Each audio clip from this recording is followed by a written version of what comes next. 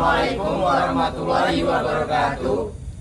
Di sini kami dari kelompok periodik 4 akan menjelaskan tentang revolusi industri dari 1.0 sampai 5.0. Sebelumnya, izinkan kami memperkenalkan diri, yaitu dari saya Farel Argia Wafasanto dengan NIM 221910401094. Saya Ahmad Ismail Jizandi dengan NIM 221910401093. Nama Ahmad Ibn Hanumi Rafi dengan NIM 221910401039. Perkenalkan, nama saya Ainur Rizky dengan NIM 221910401052. Perkenalkan, nama saya Ardan Jaza Mandora dengan NIM 221910401008. Perkenalkan, nama saya Konita Ainani Mahfud dengan NIM 221910401004. Perkenalkan, nama saya Safira Dan Permata dengan NIM 221910400101. Perkenalkan, nama saya Faya Nurin Anggreni dengan NIM 22191040411000.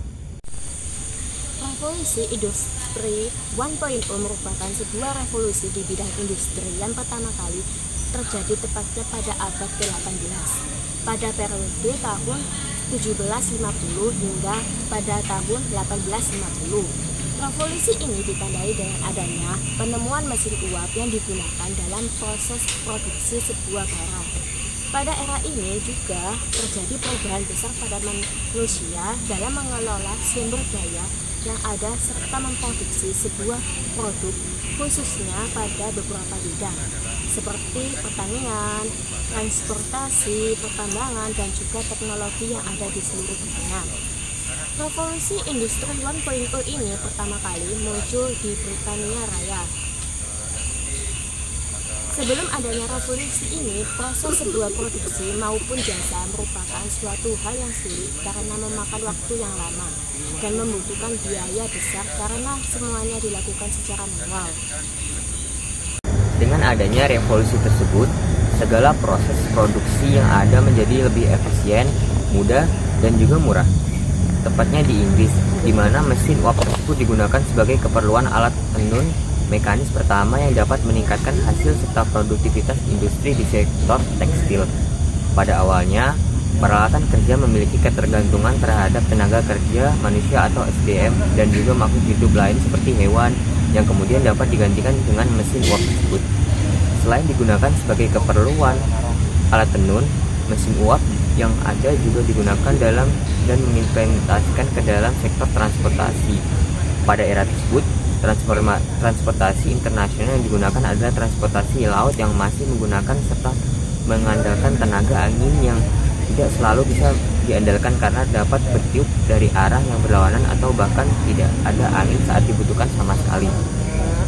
Dengan adanya penemuan James Watt tersebut, penggunaan tenaga angin pada alat transportasi pun semakin berkurang dikarenakan penggunaan mesin uap yang diperkirakan lebih murah dan efisien. Dengan adanya mesin uap tersebut, sebuah kapal dapat berlayar 24 jam penuh dengan adanya kayu serta batu bara yang cukup. Revolusi industri tersebut memungkinkan bangsa Eropa untuk dapat mengirim kapal perangnya ke seluruh penjuru dunia dengan jangka waktu yang lebih singkat dan efisien. Berbagai negara imperialis yang ada di Eropa memulai perjalanannya dengan menjajah berbagai kerajaan yang ada di Afrika serta Asia. Namun, selain adanya penjajah, revolusi industri yang terjadi memiliki dampak lain terhadap lingkungan, yaitu pencemaran lingkungan akibat asap yang dikeluarkan mesin uap dikarenakan melakukan proses pembakaran kayu serta batu bara yang menyebabkan polusi udara serta memunculkan limbah pabrik akibat penggunaan mesin uap. Industri 1.0 yang terjadi di zamannya berhasil dalam mendongkrak perekonomian yang ada, di mana selama lebih dari 2 abad setelah terjadinya revolusi ini, terjadinya peningkatan rata-rata sebesar 6 kali lipat pendapatan per kapita di berbagai negara yang ada di seluruh dunia. Pahami lebih dalam dan seluruh. Revolusi Industri 2.0. Kemunculan revolusi industri ini terjadi di awal abad ke-20 yang dikenal dengan revolusi teknologi, di mana pada revolusi 2.0 ini ditemukannya tenaga listrik yang membuat tenaga uap yang biasanya digunakan dalam proses produksi semakin digantikan dengan adanya tenaga listrik. Contoh revolusi industri 2.0 yaitu ditemukannya arus listrik AC dan DC yang berfungsi untuk membuat motor listrik, dan yang kedua pengembangan sumber daya energi seperti minyak bumi dan batu bara sebagai bahan bakar baru. Revolusi industri 3.0 adalah era yang terjadi sekitar awal abad ke-20 dan dipicu oleh perkembangan mesin-mesin pintar seperti komputer dan software berbasis teknologi otomatis yang perlahan menggantikan peran-peran manusia di lapangan. Pada era inilah dimulainya digitalisasi, khususnya di dunia industri. Penggunaan komputer mulai mengganti hal-hal yang dulunya dilakukan oleh manusia, seperti mengirim dokumen, menghitung formula yang rumit, sampai membuat pencatatan keuangan.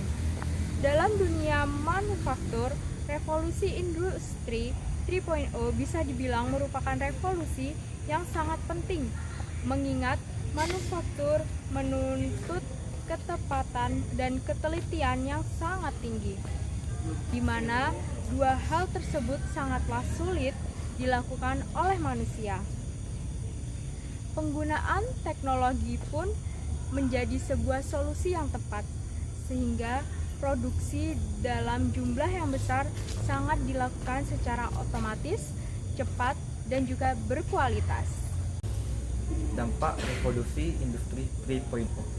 Dengan adanya revolusi industri 3.0, terjadinya perubahan pada pola relasi serta komunikasi yang terjadi pada masyarakat kontemporer.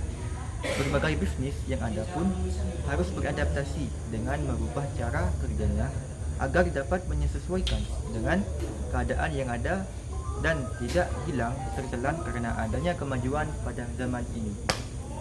Selain itu, kemajuan teknologi komputer yang terjadi saat itu yang berkembang dengan sangat pesat setelah Perang Dunia Kedua selesai, berbagi penemuan seperti semikonduktor, transistor, hingga kemunculan IC, integrated chip, yang membuat sebuah komputer dapat berukuran lebih kecil, menggunakan daya listrik yang sedikit pula, dan kemampuan menghitung dan menerima perintah yang semakin canggih. Revolusi industri 4.0 yang terjadi pada awal abad ke-21 merupakan sebuah revolusi di mana manusia telah menemukan pola baru dengan adanya kemajuan teknologi yang terjadi begitu cepat, sehingga mengancam berbagai perusahaan yang lebih konvensional.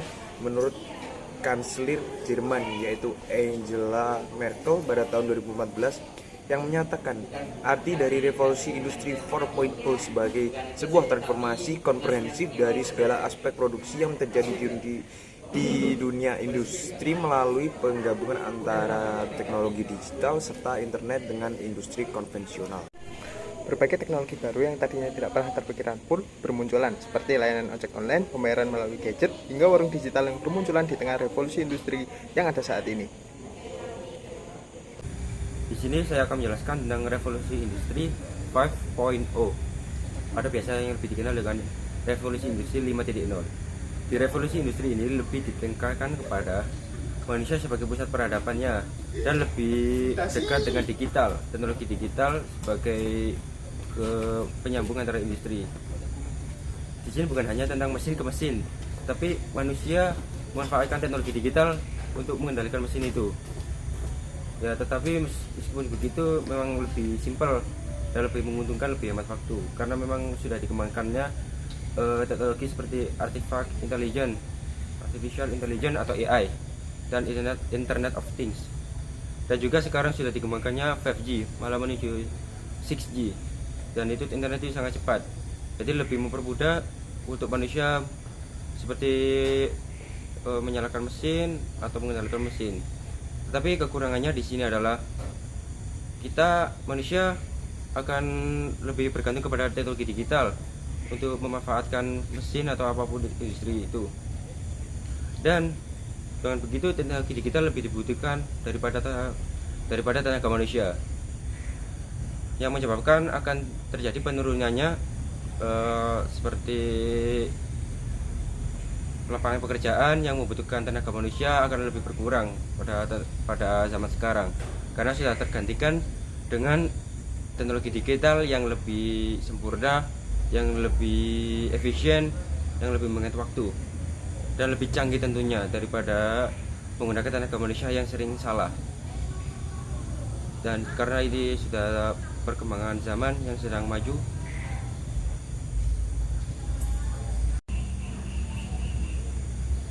revolusi industri 5.0 atau 5.0 itu sebenarnya adalah bentuk pengembangan dari revolusi industri 4.0 atau 4.0.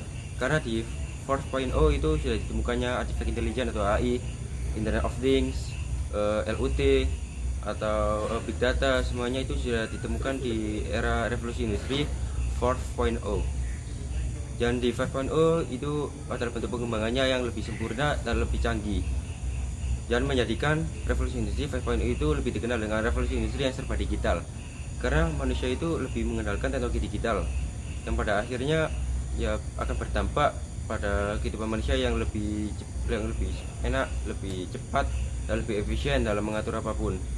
Meskipun begitu tetap ada kekurangannya, seperti tenaga manusia akan kurang dibutuhkan karena banyak yang akan lebih memilih ke tenaga digital tadi, ke tenaga robotik atau apapun itu yang serba digital, karena lebih menghemat waktu, lebih efisien, dan lebih canggih tentunya. Sekian pemaparan materi dari kami, kurang lebihnya mohon maaf. Wassalamualaikum warahmatullahi wabarakatuh.